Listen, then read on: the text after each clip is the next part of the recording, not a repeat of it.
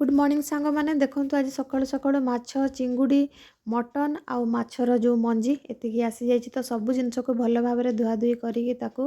मसला देकी मुझे बढ़िया से भजा भुजी कर देछि तरकारी भी कर देछि आउ बहुत ही टेस्टी बहुत ही सुंदर ता भीतर केते जोरदार वर्षा आसी जाइए सांग मैंने देखंतु आज हूँ आमर लास्ट माने दुर्गा पूजा तो आमर काली दशमी थिला सरीगला आज लास्ट माने जो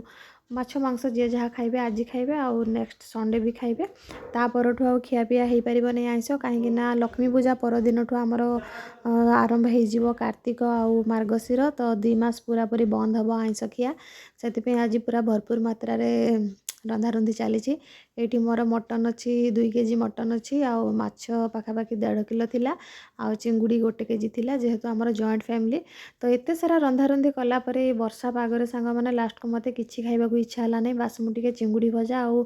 थिला गतकालीर बासी पखाड़ थिला जेहेतु गतकाली दुर्गा पूजा थिला माने दशमी पूजा थिला ता सहित सुदशा व्रत थिला तेणुकर उपास थिला तो मत यही आइटमटा ही खाइबा भल लगिला कि पखाड़ सहित टिके चिंगुड़ी भजा प्लस जो दड़ा दड़ी ताकू आंबुल देकरी ये सब जो लंका रसुण लुण काकुड़ी टमाटो बैगण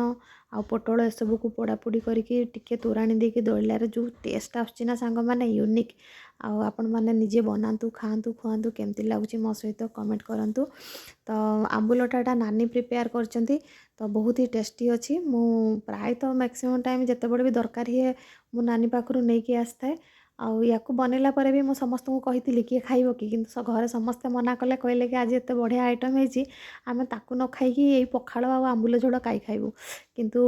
पखाड़ आंबुल झोल सहित अन्य जिनस को तो कंपेयर करहबनी कहीं यहाँ आमर जेहेतु देसी आइटम आ बहुत ही यूनिक सांग मैंने तो आज आमर एतिकी आपणकर कौन है कमेंट करंतु थैंक यू।